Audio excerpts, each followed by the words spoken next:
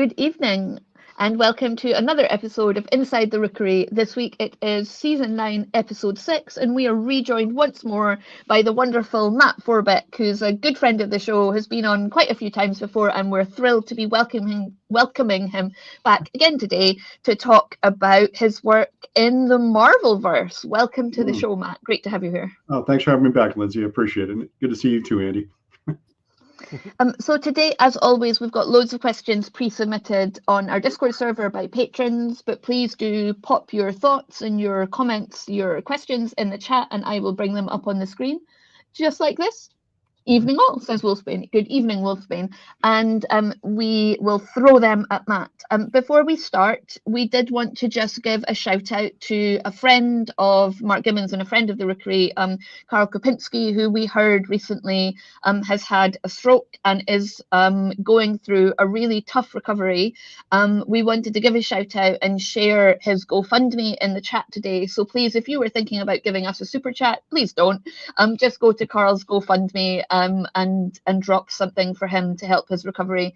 It's really awful when anyone has a stroke, but Karl has had a pencil in his hand for the better part of, I don't know, the last 40 years. And so to be working through the recovery of that is a really tough gig for him. So please do show your support if you can. Thank you. Right. Matt, on to the Marvelverse. So I'll hand over to you to give yourself, I'm sure you need no introduction to the viewers, but even so, tell us, like, where have you been, what have you been doing, and what are you up to now since we last saw you? Let's see. My name is Matt Forbeck, Forbeck. You can find me at forbeck.com, all that good stuff. I've been doing tabletop role-playing game and game design for 35, 40 maybe years nowadays. I'm an old man because of that, I guess, but mostly I write novels, comic books, game products, video games, all sorts of stuff. If it involves writing in any sense, I'm happy to join in and have fun with it, right? So my most recent things I've been doing are the Marvel role-playing game. We have this Marvel Multiverse role-playing game that came out in 2023. And then we have the Spider-Verse book, which is actually showing up on Tuesday. So you can get it in stores on Tuesday. And I just got my copy yesterday, so I'm pretty freaking thrilled with that. And I'm working on an Avengers book for that with my son. Two of my sons actually are helping me out with that. Patrick's joined in now, but Marty has been doing the profiles and been doing a lot of work with that as well. And we're also working on a Minecraft book. I've written a couple Minecraft novels. And no way! I didn't know that. Yeah, I know. I write it everywhere, right? It's unless you're keeping track of me and you're actually in my house, it's kind of hard to tell. But I've written 2 Minecraft novels previously, and they hired me and Marty to write a solo adventure, kind of like a fighting fantasy game book, but for Minecraft. And that's going to be coming out in July. And it's called Minecraft Roll for Adventure. I think it's the Temple of the Charged Creeper. We went back and forth on the name a few different times, but it's definitely Minecraft Roll for Adventure. So look for that too. We've talked a lot on the Rookery about a Lego role-playing game, and when I hear about a Minecraft role-play, I feel like that Lego role-playing, modular role-playing game we're inching ever closer towards that. Who's going to get in on the Lego action in this industry? Yeah. They got to be able to plug those, weapons on, take an arm off if something happens, Yeah. All sorts exactly. of good stuff. Yeah. That's brilliant. And it's great that you're now working with your other son, because last time you were on, we were talking about your work with is it Marty? Marty's my oldest. He's actually just bought a house here in Beloit, Wisconsin, where we live. He and his wife. And Patrick graduated with the degree in game design back in May. But I don't know if you know about video games these days, but they're shedding people like crazy, right? There's probably been 30,000 layoffs in the last 3 years. So instead of doing a lot of that, which he's been applying to, and if anybody wants to hire him, let me know. He'd be happy. But in the meantime, he's working on tabletop stuff with us. So we've been doing a lot of stuff. Some of it's not been announced yet, but he's doing some of the stuff on the Avengers expansion for the Marvel Multiverse with us as well. There's 3 young people in my house right now getting ready for a party who are on the games design course and the computer arts course at Abertay and Dundee. So cool. They're just a few years behind Marty, but they'll be going that way too. So I will pass that along to the Women in Games Society, that they should look to diversify where they're looking for their roles after they graduate. I'm sure they'll be really interested to know that. Actually, we've had them on the stream, and I went up to talk to them about specifically the industry that I'm in, and being a woman in it, and it was a really, yeah, I think because they're moving away from the idea that it's just video games, that it is a, you know, similar skills, similar requirements. Yeah. No, I gave a talk at I think it was Dakota State University, but a decade ago, with Rich Dansky and Ken Rolston. We were all there doing this, and I'm talking to these guys, going, "How are you going to how all these kids who are going through all these programs get hired? Because there's not enough jobs for them all, right?" He's like, "Yeah, but there's not enough jobs for every English major that comes through, or whatever. You know, it's just you try to teach them skills that can be transferred over to something else as well." Yeah. And you know, some of them will make it this way, and some of them won't, and some of them will go on. A lot of people don't end up using their degree that they studied for whatever they do as a career. So. Of course. Right, so let's get into it. Let's get into the Marvel multiverse. So the first question is from Zoltan. What have been the biggest challenges in adapting the Marvel multiverse into an RPG? Reading all the comics. Geez, what a torture it's been. What a hard life. It's awful. Having to read comics just weekly, it's just terrible. Actually, keeping up with it is kind of a fire hose sometimes. But you know, that's not really the adapting issue. I mean, you do have to actually keep up with it, because you want to make sure that you know what people are watching, what they know about the characters, all that kind of stuff. I mean, one of the interesting things about doing a conversion for or an adaptation of a comic book setting is that more people now know the Marvel through film and video, obviously, and video games even, than they do through the comics. The comics are fantastic and wonderful, but all those other genres or categories outsell those by orders of magnitude, right? So when you step up and do a Spider-Verse book, you know, I'm thinking about the comics that Dan Slott and these other guys have written, but everybody else is thinking about the video games and the films, the animated movies, right? So we have to make sure that when we do the things that we're presenting in our book, it doesn't jar too much. They go, wait a minute, that's not exactly what I remember at all. So that's been a bit of a challenge. It's been kind of fun to work on that way, though. And the main problem between doing any superhero role-playing game is really trying to figure out how to get characters that are really low rank working with characters who are really high rank, right? You know, like how does Hawkeye work alongside Thor, even though they do in the comics? And, you know, trying to come up with ways for that to work and trying to make it feel, I think the best thing we did with this game is we made it feel more like a blockbuster, like a big superhero beatdown battle. As opposed to, you know, your traditional fantasy game like D&D or a lot of other games where it's more of an attrition kind of a battle where you're like tink, tink, tink, tink, and you're just wearing people down. But you want a game where it's like, come on, you set it up and then you just sucker punch the guy into the next building or three. That's the kind of thing we want to be able to replicate. And I think we managed to pull that off, but it was a challenge. Yeah, and so we'll come back to those because there are a few questions about the mechanics and how you handle that. But just to go a bit deeper into your reading the comments, reading the comics. So Zergish has asked, given the depth of Marvel lore, how do you keep the characters with so much backstory consistent? And I'd quite like to know, like, is there a secret Marvel like world building repository that you can go to? Or if you were a writer for Marvel, do you just have to go on like wikis on the web that are fan made like everybody else? Like, how does it work? There's not a secret wiki. Marvel has its own public database that's on their website, so you can go there and search about characters. But it's not updated regularly, right? It's more meant to be like iconic type stuff that'll last for a while, as opposed to being of the moment. A lot of times we use things like the fandom website, Wikipedia. There are a bunch of other wonderful websites that keep track of this stuff. But as I do it, as I've trained my kids on this, those are just guides to send you to the right sources. Right? You cannot trust what somebody else wrote about these things because they have their own interpretations of it, and it's not going to give you a wide enough interpretation of what's going on, right? So it's really more, we use those as a guide to say, okay, this guy says this happened in this issue. Let's go back and check and make sure we know what's going on. So we're not just copying things badly out of a Wikipedia, right? If we want to do that, that's what AI is for. That's not what human beings are for. We want to be able to make sure we get the facts correct. And it's incumbent upon us to do that, not only because the fans will correct us, but Brian Overton, our editor at Marvel, is actually an incredible Marvel file himself.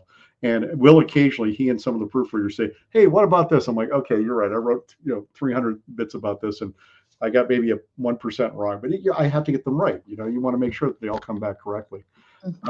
So there is a lot of research that goes into it, and we do take great pains to make sure that we do it correctly because we're very proud of the work and the product when it comes out, right? We want people to be able to rely on it. But it is tremendous effort that goes into it. And fortunately, we have those great backstops too. We have the editors at Marvel who are willing to step in and occasionally say, "Hey," and then we'll say, "Actually, no, you're wrong." That's the best point, is when you can say, "Actually, no, you missed this one issue 30 years ago where this guy said this one thing, and it actually got retconned about 10 years ago." It's talk about the nerdiest conversations you can have, right? But we have a lot of fun with it. Yeah, Andy Law and I were having a discussion about an obscure point of lore in the Warhammer world a few days ago, and we went to the wiki, and Andy was like, "No, that's not right. Like they've totally misinterpreted that. Exactly. I know because," and he was like, "What's the source? What's the source?" And I was like, "It's Tome of Salvation." He's like, "Well, I wrote that bit, and that's not what I meant. And actually, I think you'll find that's not even what I wrote." And so we went down this whole like getting our books out and comparing it, and being like, "No. Although you could interpret it like that, it's not true." So I really feel that you must do an awful lot of that, like, because those Wikipedia, like, they're great, but they are fan made, they're voluntary, they just kind of aggregate everything, and they're not necessarily what really was written in the actual source. So exactly, and especially when you're trying to have a holistic view of a character that you're trying to boil down to a few hundred words. You want to make sure you have all that stuff in your head so it all connects properly, right? Because somebody says, "Well, what about this?" And you're like, "Oh, I didn't look up that thing." But you have to actually know all this stuff, right? And obviously, having read all this stuff over the course of 50 years or whatever, and then having forgotten a lot of things too, you have to go back and double check yourself a lot of the time. You can't rely on your own memory. Fortunately, Marvel Unlimited, I don't know if everybody out there has that, but Marvel Unlimited is fantastic. It's like $70 a year, and you have access to 30 or 40,000 Marvel comics, including all the new ones that come out within 3 months of when they debut. And we're actually on a list where we get brand new ones as they come out nowadays, which is fantastic. But it means that we can look this stuff up. We can actually say, okay, we have this. We can look at the actual issue and find what's happened here, what was intended to happen here, as opposed to relying on somebody else's, second or third hand interpretation of it. Yeah, and I know a lot of authors and creators are creating their own. So a little plug for Andy Law at the moment. Don't leave us before the end of our show, but he is at World Building Con this weekend, virtually, because World Anvil have got their con going on. So he's on a panel show talking about neurodivergence and neurodivergent creators and world building. But yeah, a lot of authors now use World Anvil, so then they can make parts of it public and point their fans to it, rather than relying on their fans to write it and interpret it themselves, which I think is great that World Anvil have got that option for people. I'm generally too lazy to do that with my own stuff, right? So yeah. You're like, I've written it once already. Why would I want to write it again? Exactly. What the hell? That's not the fun part of it. I want to write the stories, So. Yeah. Yep, that's the link there if anyone wants to go and have a look at it later. That's pretty cool. Okay, so Zoltan asks, are there any unique mechanics in the Marvel Multiverse RPG that set it apart from other superhero RPGs? Oh, I mean, there's unique. The funny thing is, if you've been a game designer for as long as I have, everything is a riff off something else, right? Yeah. I mean, Dungeons and Dragons is a riff off Chainmail and Brownstein, and which is a riff off of the Napoleonic stand table games and all this kind of stuff. So unique, nothing's that unique, right? The neat thing we have that our game uses, I haven't seen a whole lot of other games use, is what we call the D616 system, right? So the core dice mechanic is 3 6-sided dice. One of them, if you're a Marvel fan, 616 is Earth 616. That's where the comic books are set, which is actually based on an old Alan Moore joke he did in a Captain Britain comic many, many years ago, where he was, in DC Comics, Earth 1 is the modern comics, or was back in the 80s, 70s. And Earth 2 is the Golden Age comics, because they were the most important ones, 1 and 2. And he's like, oh, Marvel Earth, that's like way down the line, 616 or something like that. Apparently, he wanted to use 666, but he thought that wouldn't get past the Marvel editors. Well, and also 666 is widely believed to be the number of the beast, but actually, in the earliest copy of Revelation, it's 616, not 666.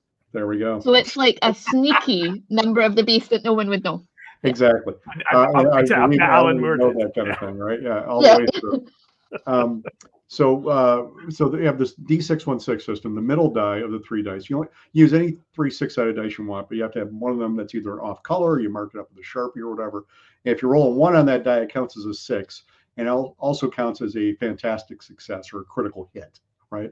So you roll the 3 dice, you add them to your ability of what you're ever doing, and try to match that against a target number. The same way you do with a lot of other tabletop role-playing games. You're rolling, add your ability, compare it to a target number. If you hit or exceed that, then you succeed, right? But if you get that Marvel result, that fantastic result with the 1 on the 6 on the Marvel die, you get double damage, and there's always a special effect that comes if you're using a power. So every power has got listed a fantastic success that goes with it. So for instance, if you're Cyclops and you're shooting your optic blast and you get a fantastic success, not only do you do double damage, but you also blind your opponent for 1 round, right? So that's actually written into the powers, that every one of these active powers that you're going to use, like wall crawling, you don't get a fantastic success for because you're just sticking to things. But if you're trying to shoot somebody or hurt them, whatever, with the power, and you get a success, then you get that fantastic result out of that, which is kind of cool. And the neat thing about that, to get even nerdier and deeper into the weeds, is it's a 1 roll to hit and damage system, right? So Nice. When you roll the dice, you roll it, and then you look down at your Marvel die, you multiply that by whatever that number is from 1 to 6, multiply that by the rank of your character, which is also 1 to 6. So it's fairly simple single-digit multiplication. And that's roughly your damage, but there's a lot of other things you can add onto that with superpowers and abilities and such. But the neat thing about that is, if, say, you're Spider-Man trying to punch out Thanos, and you're like, oh God, what's the chance of me actually be able to do this? In a lot of other games, like say Dungeons and Dragons, if you come up and you backstab the Platinum Dragon, and you got yourself the critical hit you've been looking for, you're like, oh, I got double damage. No, wait, triple damage. And you're like, okay, roll for damage. I got a 2. Oh boy, that great moment just got everything sucked right out of it. But with this, because it's a multiplication system based on the original 2-hit roll, if you really are trying to hit somebody who's hard to hit, that means that your numbers are generally going to be higher. And if you get that fantastic result in there, it's always going to be a fantastic amount of damage. So when you come up and you really need to plant that haymaker on Thanos's furrowed chin, and you finally land it, you're going to get some really satisfying amount of damage there. And it's built into the math without us having to do anything for it, right? It just happens naturally. And that, to me, was actually the coolest mechanic I think we came up with. That just we don't even talk about how the math works in the game. We just present it to you and let you guys all figure it out and say, oh, that was cool. Like, yes, that's what we want. Should be intuitive without anybody having to explain it at all.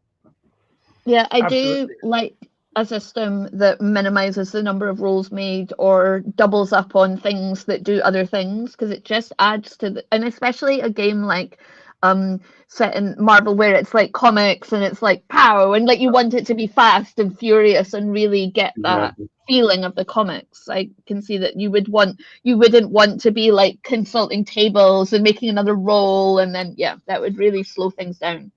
Yeah, and that was a big improvement from our playtest version, which actually had 2 separate rolls, and you were often adding up triple-digit modifiers. I'm like, oh, this is just way too much, right? It's just so moving it down to single digits and multiplying instead, and everything else made it much more fun and fast, and really much more exciting, I think. And it's just nice on that, sorry, Andy, on you go. I was going to say on the kind of fantastic results thing as well. Like, what I particularly like about it, it's much more elegant than the equivalent in, say, like the Genesis system, right? Which obviously was with 3rd edition and everything as well, and the Star Wars one. Because with those, there were variations in terms of what those special dice would do, and there were so many different symbols. Right.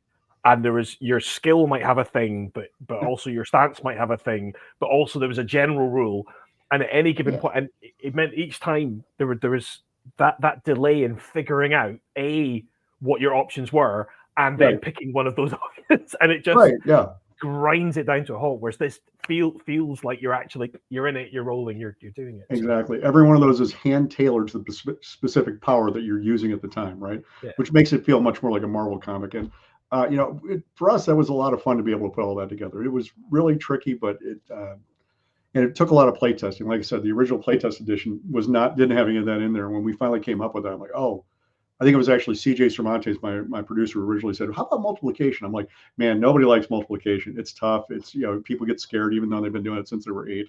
And then I looked at it, I'm like, no, wait a minute. The way this works, this is going to be fantastic. It came out pretty damn well.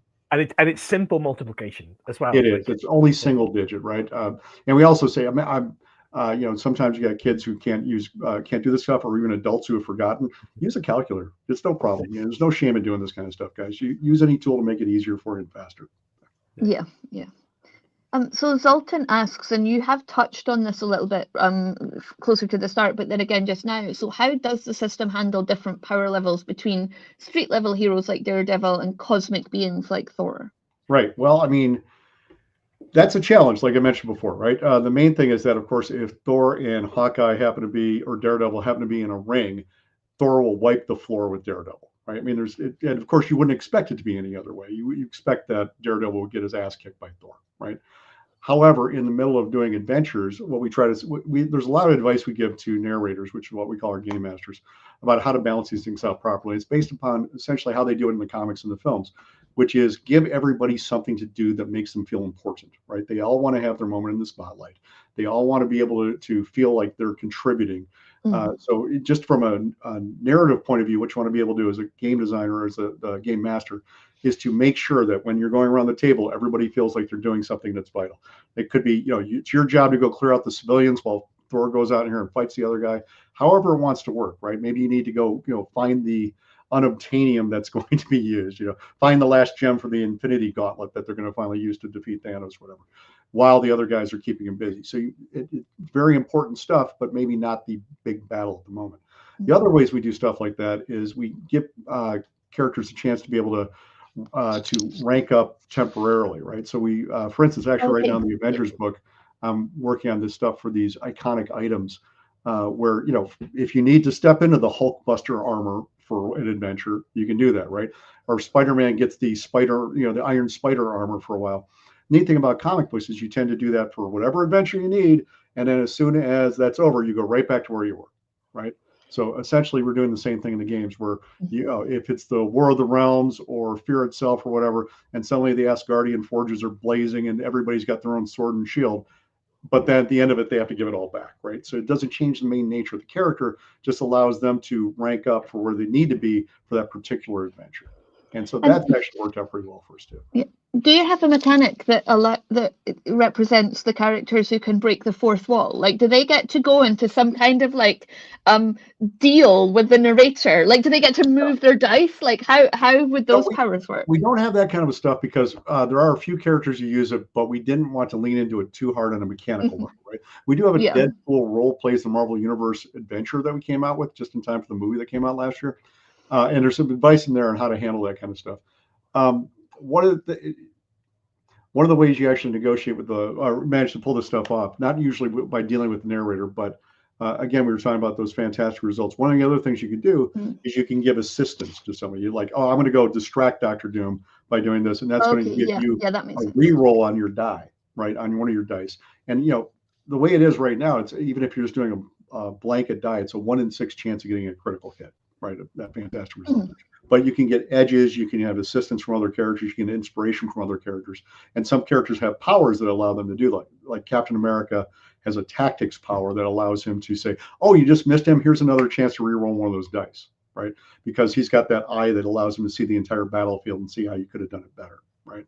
And because of that, then instead of having a 1 in 6 chance, you get a 2 or a 3 in 6 chance. So those moments when you really need to do stuff, you can pull it off.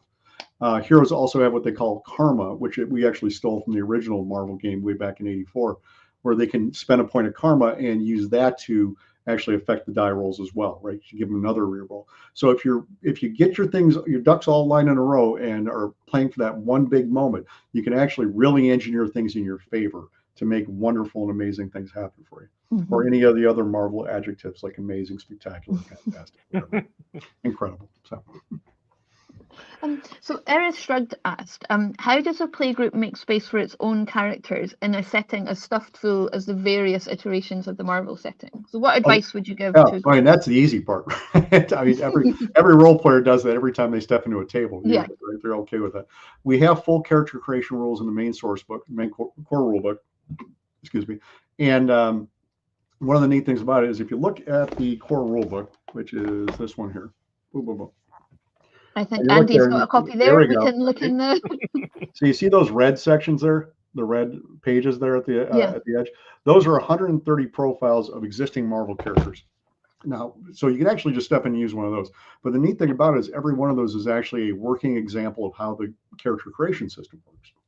So if you're looking for ways to do things, you can, come up with your own characters. You can base them off another character.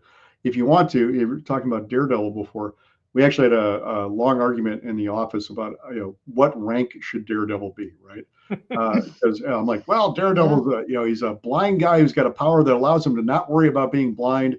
And he's a really good martial artist. That doesn't seem like that Spider-Man level or Wolverine level even, right? Yeah. He's a good street level guy. So I figure rank 2 out of 6, right? And these other guys are like, no, we love his, everything. He's got to be 3 or 4. I'm like, well, if you disagree with that, you can go make your own version of that, right? So if you want to make the Brian Bendis or the Frank Miller or the Chip Zdarsky or the Stan Lee or the Larry Lieber version or whatever of Daredevil, you can go create your own version of them, however you want to do. And if you want to make up your own characters, it's really the same thing. You just walk in with your own characters. If somebody wants to play Wolverine, but you want to play, Desk Man or whatever the heck it is, do that. That's fine. You can actually mix and match within your play groups as well. And the neat thing about it, the ironic thing about it is that the characters you create are very likely going to be more powerful at their rank than the ones that we create from Marvel, right? Because the ones that we're creating, we're trying to replicate the comics and the stories, so we're paying attention to that. You can min-max the hell out of a system, right? So there are going to be parts of a system where you can kind of, engineer your own way into making a more strong character. I really do think if you want to have fun with it, though, you should just come up with the character concept, try to lean into that as hard as you can, as opposed to trying to squeeze every last point out of the character creation system. But if you want to, there you go. You could probably come up with a stronger rank 4 character than our Wolverine, right? I mean, it is great. It's one of the fun things was like it gives me real nostalgia to like Champions was the one that I played a lot of back in the day. But like in that, and the core rules of this are much simpler than the core rules in Champions, but the character creation has all that depth and that you can play around with what powers and what things you're going to do. So you can spend like hours, if you wanted to, making a character that was exactly what you wanted it to be. So you could indulge your obsessive nature there, but then playing it is actually much more simple and much more fun. Which is that was one of the main ideas. And actually, if the folks out there like digital tools, the Demi playing character career, that is a licensed one that we have, and we actually use that when we're building the characters ourselves. We're using new powers. We have to kind of slot them in mentally or whatever. But when we're actually building them, we'll use the Demi plane one to help check our math and make sure we're not screwing anything up and everything is lining up properly. So I wholly recommend that. They do a really good job with it. And I think they have a new update coming out with the Spider-Verse book that's going to add everything in there and actually improve the entire system a little bit. So check that out for sure. Makes character creation like that. It's really fun. I think like as a role player, as you go through your life, like you sort of mature and change, and you might come back to it actually, to be fair. But like when you're a kid and like an early teen, like it's really good fun to play the characters that you've read about and seen in the movies. And then I feel like you kind of progress to making like characters that are not those, but are like loosely disguised inserts of them. I'm playing like, I don't know, like Leia Groundwalker, like I don't even know, something like that.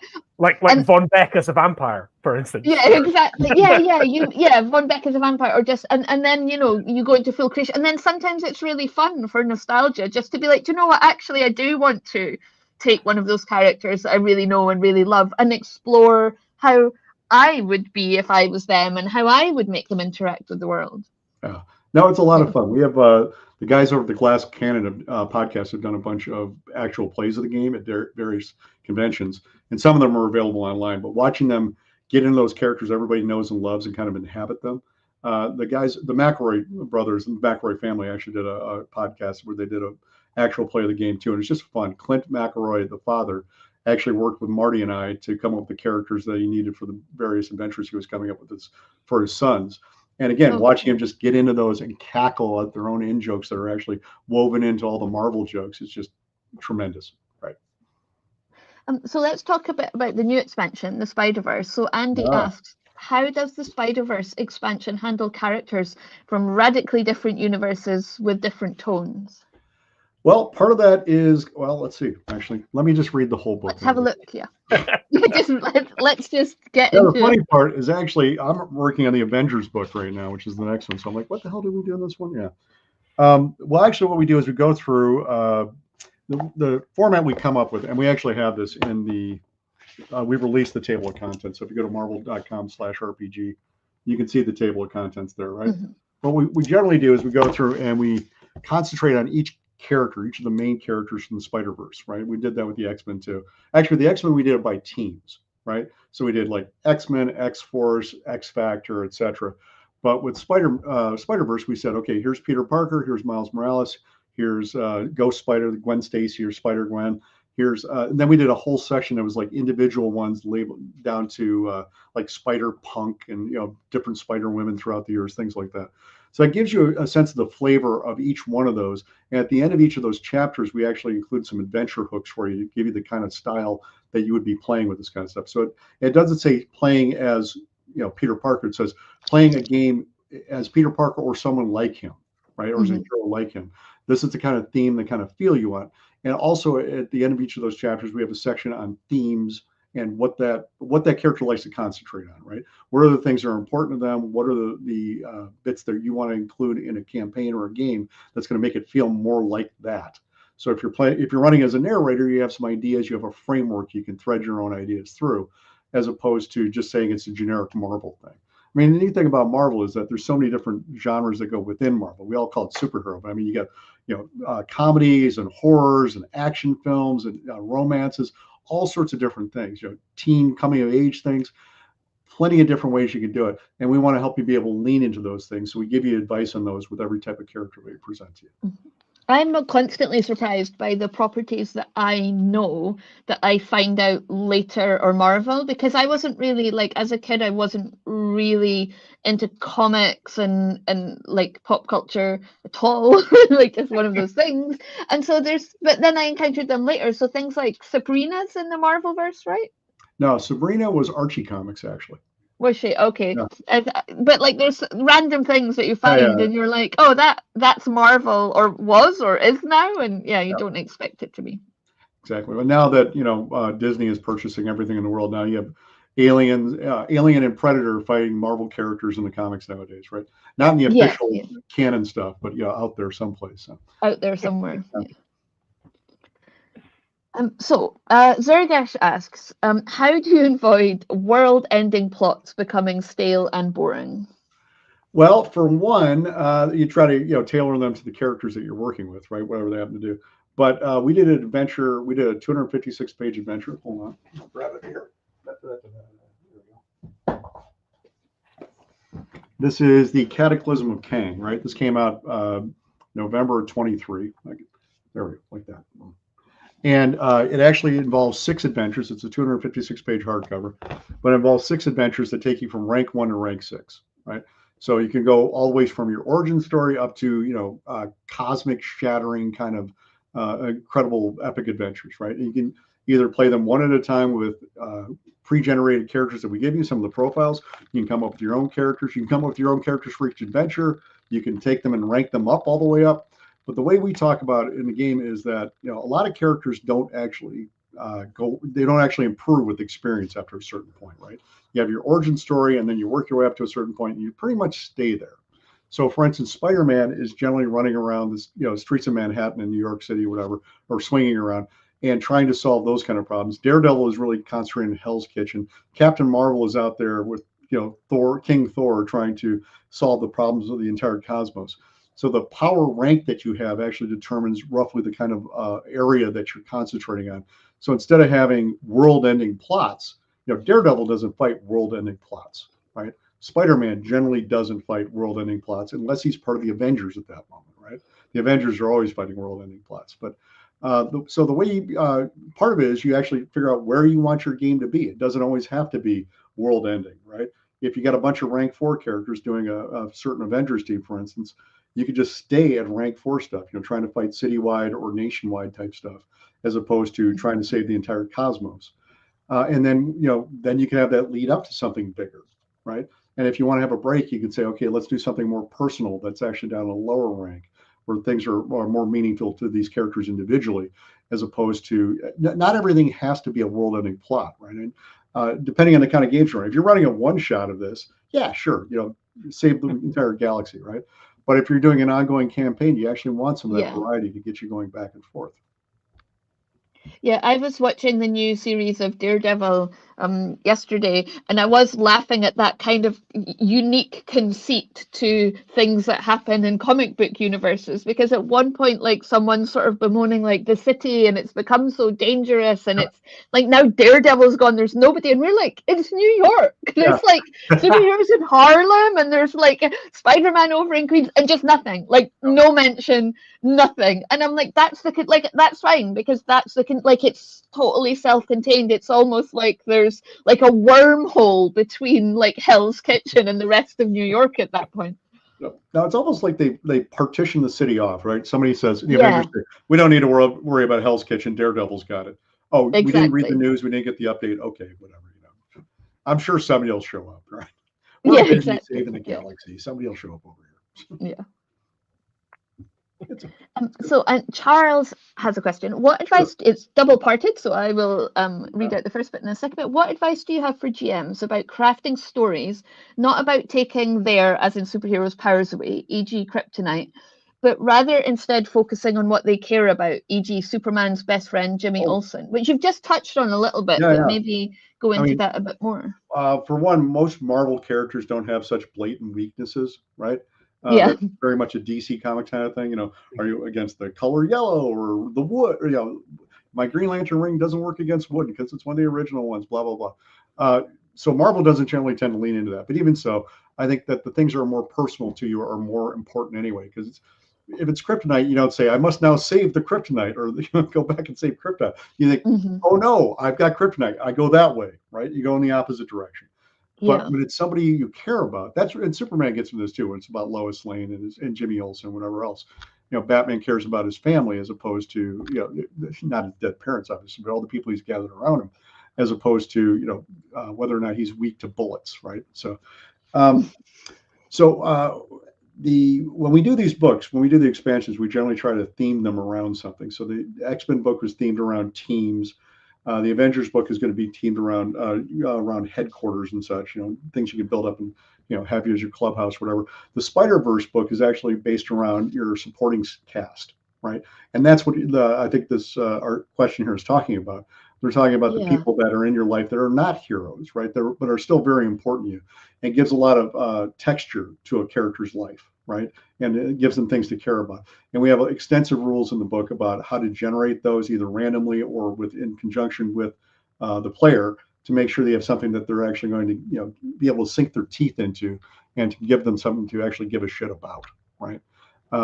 So that's really how it is. I mean, there's, again, a lot of this boils down to advice, but sometimes it's like making sure that people take the time to create this peripheral cast of characters that means something to them individually.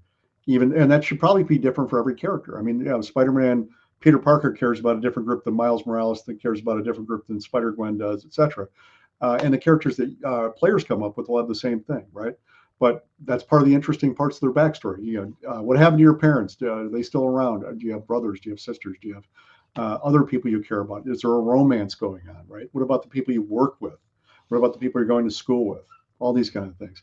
So there are lots of great, one of the great things is as a storyteller, this gives you places to poke people hard, right? To actually stab them a little bit and watch them feel. And that's really one of the most exciting things about any kind of a story, but especially role-playing games. You get to make the players feel these things and get them excited and give them stakes in what's going on, personal stakes. In sort of preparation for this, as well as like rereading the RPG book, like I rewatched the Spider-Verse movies just to kind of get me in the headspace. But it was interesting in both of them, but particularly the second one. Like what I remembered from watching it when it came out was all of the mad multiverse stuff and all of the different characters.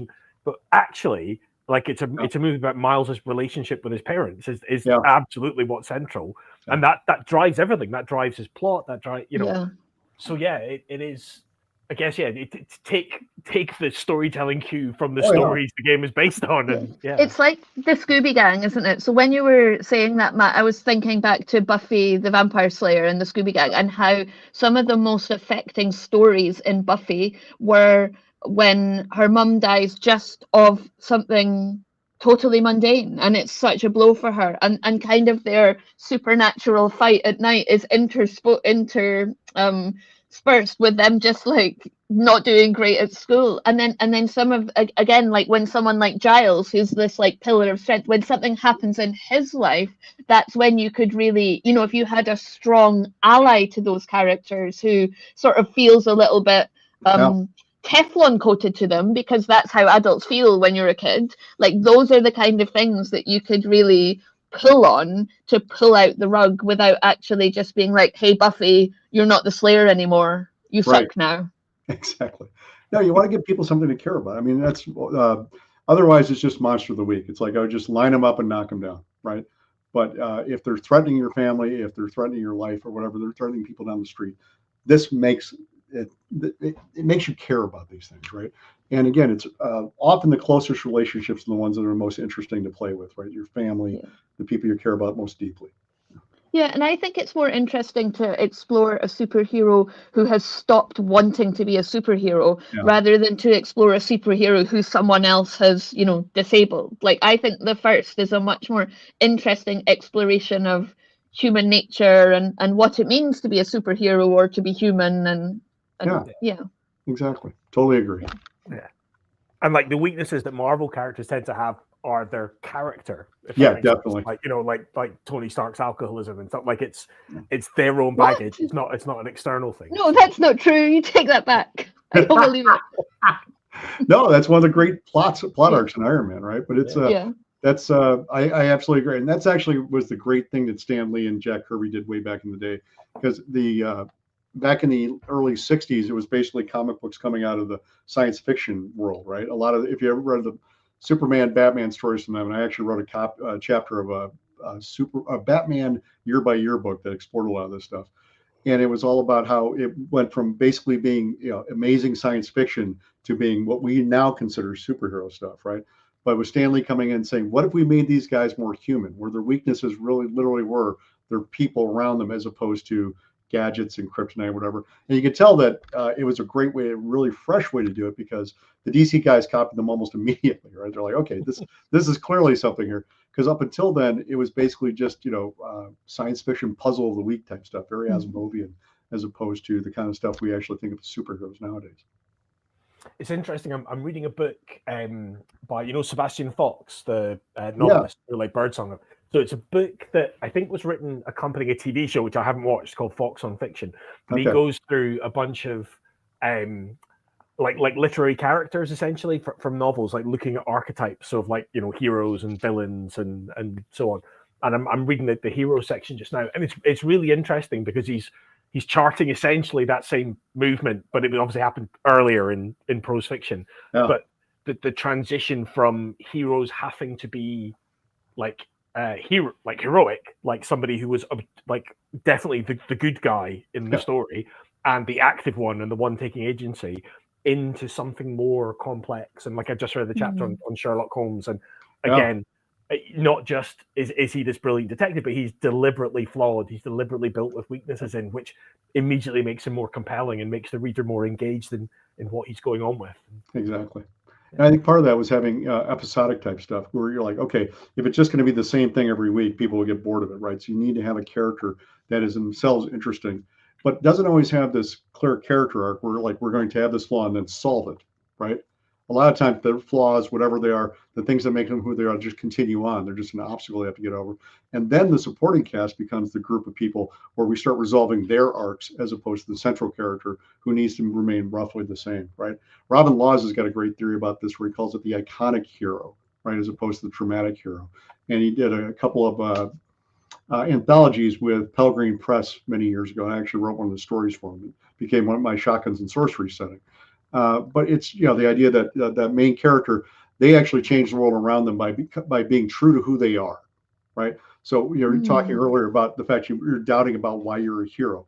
That's the story right there. It's you're not sure that you should be doing this, but by being true to who you are, you change the world around you as opposed to the world changing you.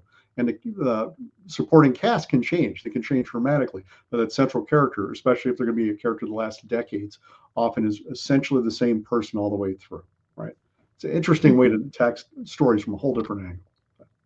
Yeah, and also surprisingly relevant in the times we live in. That's true. We should People all keep fighting the same battles a lot of the time, doesn't it? Yeah, exactly. 101 Colonel put in a question at 1940. The Second World War had just started, and I don't know what it was about because I don't know exactly what we were talking about, so don't know who it's directed to. But yeah, if you can clarify. Sorry, Maybe he's talking about as the I said, original Marvel comics, which were a little bit before that. But yeah, they basically started out with Marvel comics. I think it was 1939. Then the original Captain America comic started in 1940, a year before the U.S. actually got involved in the war, which is kind of an amazing story too. But, well, because one of my young people is home, I've reverted to whenever I say the time and what I would just call time, but you would call European time. I have to refer to a historical event that happened around that time. So right. So they were probably saying, but the Marvel comics actually started before World War II, which technically they did if you're going back to the Timely comics, which eventually became Marvel comics. But that's not really Stan Lee. That's Stan Lee and Jack Kirby. And Jack Kirby was writing back then. But I'm really talking about starting a Fantastic Four #1 back in 1961. Oh, yeah. Right. So you have worked on a variety of RPGs and game books, Zoltan asks. How do you approach designing for different genres? Well, I think the main thing you want to do is figure out what the game is about, and it's not just different genres, but different properties, right? So if I'm working on a Minecraft thing as opposed to a Marvel thing, as opposed to a Call of Cthulhu thing, as opposed to a D&D thing, you have to figure out what the tropes are. You have to figure out what players want to get out of this. You need to figure out what the narrator or game master, or whatever, needs to be able to run the game. So a lot of it has to do with expectations, right? Occasionally you'll get thrown a property that you don't know anything about, right? At one point I've been commissioned to do a collectible card game on a video game and anime series called Monster Rancher back in the mid 90s. And this was like came out around the same time as Pokemon, but of course Pokemon went, and these guys were like, hey, wait, we can do stuff too. And I had never even heard of this stuff, but they basically sent me 26 VHS tapes with all the cartoon episodes on them, and a PlayStation 1 with the video game, and said, get to work, kid. And I did. You just dive in there. The first thing you need to do is figure out why people love that thing, whatever it is. What makes it exciting to them? Why do they keep coming back to it? You have to become a fan of it yourself, right? And if you can figure that out, then you can pry it open and start taking the pieces apart to figure out how to rebuild that in a different medium, right? But if you don't have those original ingredients there, if you don't know why it's important and what it matters to this and what's exciting about it, then it's really hard to actually do something. Otherwise, it just comes off as generic, right? Then you ought to just be using the same stuff for every game and every property you come out with.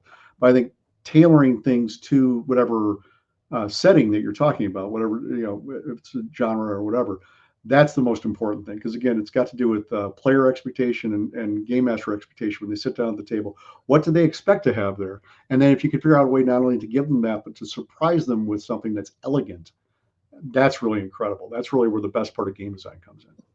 I played Biomutant not too long ago, and I really loved it. Got really into it. I really liked the writing. I liked the way the characters engage with each other. And I only found out right at the end, because it's very rare I play a game to the end. But I did play Biomutant to the end, and I saw your name on the credits, and I was like, "Oh, it was Matt! It was Matt all along." It was a really enjoyable game. I really loved it. So yeah, I had a great time. Shout out for your work in the video game industry there. That was Stefan Lundquist, who is the main designer, and that brought me in as a writer. And Stefan and I met while I was working on the Mutant Chronicles role-playing game for Target Games back in the early 90s. We've just kept in touch ever since. And he was with Avalanche Studios for a long time. And I worked on a couple things with him there. And then when he set up his own studio, he invited me on to be the writer with Biomutant, which I had a blast of a time working with him. It's neat to be able to work with your friends over decades. It's kind of fun. Yeah. Well, it's a great game. I really loved it. So another question from Zoltan. With the rise of digital tools, how do you think RPGs will change in the next decade? I'll open this up to Andy as well if he wants to have a go at it. If you don't have to. I think the best thing about it is that it makes it easier to play. I mean, obviously, virtual tabletops became a huge thing over the pandemic, but even had been before that with Roll20, which is obviously the leader. But then there's Foundry and Shard Tabletop and dozens of others. And then Wizards of the Coast just released Sigil, which is the beta for their new virtual tabletop that they're trying to bring to the entire market for 5th edition. I think these are neat things to do. They make the game easier to play. They take a lot of the math out of it. I think the trick is to to give people a game that they can play at a table with or without that stuff, right? It's nice to be able to take your phone and say, okay, what does this power do, and tap it and have it come up with a whole explanation. But it shouldn't be your game. The temptation as a designer then is to make a game that's incredibly complex, because you can lean on the video game or the VTT portion, the technology, to take care of a lot of that for you. But that also means that you're taking a lot of the ability to create things out of the hands of the players, because they don't really understand it, and even out of the hands of the game master, because again, if they're not going to be able to handle the math and everything, at a certain point you start asking, why am I not just playing a video game as opposed to I totally agree. Yeah. Right. I think tabletop games have their own kind of magic, and it would be a terrible thing if we use these bits of technology to smother that in its crib, as opposed to letting it grow. Right. It's actually grown pretty well over 50 years. So I guess smothering it in its old age bed now. Right. But I think they're wonderful, because it makes everything a lot easier as far as character creation, checking your math, all that kind of stuff. But it's just one tool that should be in your kit. I don't really like any digital tools. Like if I had I like to take my notes in a nice character appropriate notebook. I like my dice on the table in front of me. I would have a character sheet on the table in front of me, but I do have that digitally. But like I'm like with you, if I wanted to play D&D, like not physically, I would just play Baldur's Gate.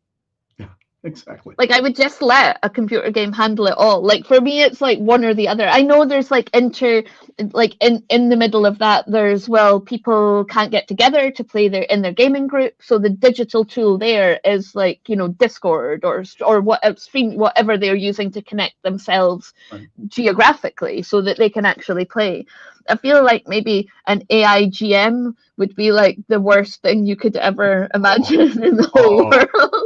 And someone somewhere is working on that right now. But if you're asshole somewhere is working on no, but like, yes and no. So I feel like it would be the worst thing in the world, because I have Andy Law, who's the most amazing GM ever. If I'm from a marginalized group, if I'm, don't have the ability to get out and about to meet people, then maybe something like that is going to be something that will help me engage with the kind of games that everyone else is able to engage with without those kind of tools. So I'm all for, like, tools I think are really useful, but you would never want them to replace, for me, I would never want them to replace the experience that I like of role-playing. Right. Now, in the Marvel game, one of the things I tell people when I'm demoing the game is that we often don't tell you, we don't restrict how you want to play the game, right?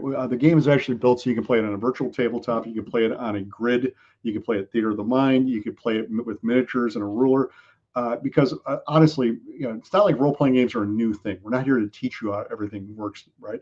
So if you're a role-playing gamer, you probably have a setup you already enjoy and like, right? Mm-hmm. And we don't want to say, no, you have to play it this way. We want to come to wherever the hell you happen to be and bring our game to you, right? And that makes it a lot easier. Then you don't have to adapt a whole new set of habits and ways that you like to do things. You don't have to go too far. We're going to ask you to do a lot of new things anyways, with learning new mechanics and new ways to play, whatever. But when it comes to those basic things, we come to you instead of making you come to us, right? Mm-hmm. Absolutely. So we are almost at the end. We've got 2 more questions. And then first one, Zoltan asks, what advice would you give to aspiring RPG writers or designers looking to break into the industry? The old joke is run, right? But yeah, find another job. Yeah, exactly. No, I love it. I've been doing it for decades. And my advice would be to play a lot of games, figure out what you want to do. Everybody starts out being a role-playing game designer by house ruling the stuff that they're playing, right? You're like, oh no, I have a better idea for this, and you come up with stuff. I don't think, if you're starting out trying to write your own stuff, there's a couple different ways you can go.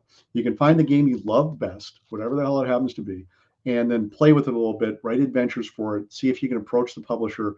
If Call of Cthulhu is your favorite thing, you approach Chaosium and say, do you have writer's guidelines? What can I do? They're going to start you out with something small, because nobody wants to give somebody who's never done anything a big project and watch them fail. You want them to just test them out on small things. Then you work your way up, right? You can go to conventions, you can run games for them, you can offer to write conventions or scenarios for things like that, for demos, whatever. Learn how to get in that way. The other way to do it is to build your own damn thing, whatever the heck it is you want to do. And I suggest you start small, because these things can grow really quickly, and then self-publish, right? But the trouble, of course, is that you need a group of people that really know what they're doing. And if you have all those skills, like learning how to publish, not just writing and designing, but editing, art orders, draw, or being an artist yourself, graphic design, all this kind of stuff, and then trying to figure out how you're going to get into stores if you want to. If you're self-publishing, you're probably not going to. You're probably going to just be selling it through DriveThruRPG or itch.io or wherever. But that's not a bad way to learn either. I mean, you put out a few things. Probably your first ones are going to suck, right? Just the same way as they do if your first painting, your first novel, or your first story. They all suck the first time you do it. And you probably want to take the first ones you have and just throw them away and then try something new. But the neat thing about game design, as opposed to any other kind of artistic endeavor, is that it's an iterative process. So you could take it, play it at a convention, play it with your friends, and everybody will tell you what's wrong with it. Most people aren't too shy. They'll tell you. And then you get to fix it. And the question is then, at what point do you think it's good enough to actually bring out to the rest of the world? You need to go through that iterative process a few times at least, especially when you're starting out before you should be showing it to the public. But, start with your friends and your family, move out to conventions, keep playing with people, send it to people and get playtest reports from them that you've never met before, see if it works. And then work your way into doing it. So there's lots of different ways to do it, but those are the two main ways: either work on your own thing and do your own thing, or find a publisher with a game you just freaking adore that you can't ignore anymore, and try to see how you can work your way in there. Right, we've got one quick fire question, but before that, let's just, Andy, look at what's coming up over the next couple of weeks on Inside the Rookery. So what have we got? Sure. So next week we've got Josh from Hive Mind Games coming on. We're going to be talking about sort of system agnostic material. Amongst other things, Josh has made some incredibly interesting games, including one that my mind has just blanked on the name of it. Brother Why, that's what it's called. But it's a game based on actual marginalia from like medieval manuscripts. And it's like your monks kind of attempting to screw each other over in the thing. Incredibly niche, but his most recent Kickstarter is Beside the Lesser Traveled Road, and it's a set of system agnostic like places to kind of camp and encounters to have on the road. So just to kind of spice up those journeys. So whatever RPG system. So because we've obviously done a lot of system agnostic stuff, we thought it'd be good to have him on to talk about that. And then the week after, we have Emily Graymore coming on to talk about The Cunning Folk, which is a game that she has devised. She kind of wanted to go out. She wanted to use folklore, but move outside the kind of folk horror genre, which is what everybody seemed to default to with that. So it's more about kind of mischief, and you play these kind of these cunning folk playing kind of pranks on the kind of normal mundane people in the world, and it sounds like a lot of fun. So a couple of interesting campaigns. I'll pop the Kickstarter links in the chat. Thank you so much. So if you can join us live, if you're watching this on YouTube, then they're probably already down there in the Inside the Rookery playlist. So before we finish off, one final question, Matt, the most important Master of Sock Puppets asked: favorite Peter Parker, favorite Spider-Man, and favorite Spider-Man movie. Wait, there's only one Peter Parker. What are you doing? You're tricking me. No, there's lots of Peter Parkers. I think my favorite Peter Parker, God, there's so many of them. I mean, that's my favorite Spider-Man, period, right? It's Peter Parker, the original, because I grew up reading him. Although I have a lot of love for Miles Morales and Gwen Stacy as Spider-Gwen, Ghost Spider. But having grown up with Peter, it's a big thing for me. I think my favorite part for him was when he was married with Mary Jane. And, I always felt bad about how they broke that up, and now he's been running around single ever since. But seeing him develop into that and that relationship develop was actually probably my favorite time of his life so far. Marvel time is always a goofy thing, right? So because there's this sliding scale that goes through everything. My favorite Spider-Man movie, I would have to say Into the Spider-Verse, actually. I mean, a lot of them are great, right? I mean, the original Sam Raimi one just blew me away. It's like the best superhero movie I had ever seen to that point, right? And there have been a lot of great ones since, but the Into the Spider-Verse with Miles and Peter, it's just such a work of art from one end to the other. So well done. The soundtrack, the animation, the voice acting, the characters, everything else, just amazing. And I honestly cannot wait to see part 3 of this. It's kind of killing me, when we first came up with the Spider-Verse book, we were like, oh yeah, I'll be out just in time for that. And now who knows? It hasn't been announced yet. So we're like, oh please, any minute. I'd love to see it. I was laughing about those movies with my friend at work. He's got 2 boys who are how old must he be? I mean, Seb must be 11 and Jack's a couple of years younger. But he said, they'd watched the first one at home and loved it. So he took them to the cinema to see the second one. And it was incredible. And they absolutely loved it, but they hated the ending because it was a cliffhanger. And apparently they jumped out of their seats and they're like, what? What is that? And like, he was like, shh. In this massive scene in the cinema. First time it happened to you, kid. It's going to happen again. So, but I can relate. Like I didn't physically react like that, but internally I was like, "What? You can't leave us on a cliffhanger." It's been delayed a couple times since then. I'm like, it'll be amazing when it comes out. It'll be worth the wait, but it'll be worth it. It's still painful to have to wait, right? Oh no, we'll have to watch all these other things in the meantime. Oh no. Yeah.